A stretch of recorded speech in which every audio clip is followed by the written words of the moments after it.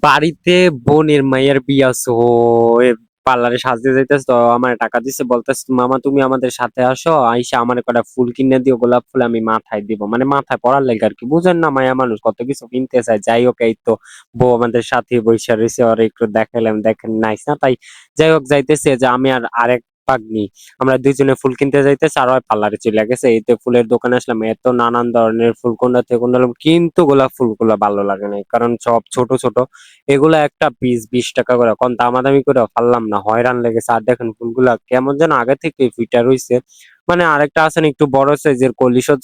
সহকারে থাকে ওইটা পাইলামই না ভাই অনেক জায়গায় খুঁজি শেষমেশ এই জায়গাগুলাই ভালো লাগছে তাই বলতেছি অরে গিয়া জিগা আমু নাকি পছন্দ হইব কিনা পরে আল্লাহ বলতেছে না থাক নিয়ে নাও আবার এতখান রাস্তা যাবো আবার আমু যাই হোক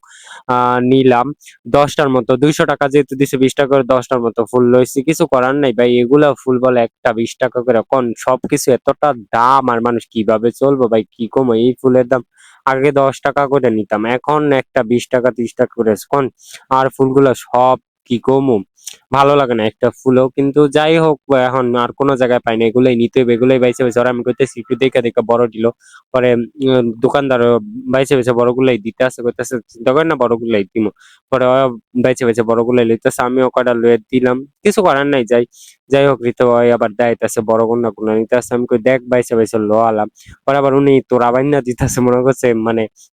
এক লগে বাইন্দা দিতেছে আমি কইছি ভাই থাক বাইন্দা দেওয়ার দরকার নেই পরেও বাইন্দা দিছে কিছু কারণে এখনই নিয়ে ছুটে লেবে এই তো আমরা আইসা পড়লাম মানে ওই বাথরুমে না কোথায় গেছে যাই হোক আমি একটু আইসা ফুল মূল্যে আমরা ছবি মুভি তুললাম ভিডিও সিডিও করলাম আর আমি কইতেছি একটা ভিডিও সিডিও কইরা দে আমার যাতে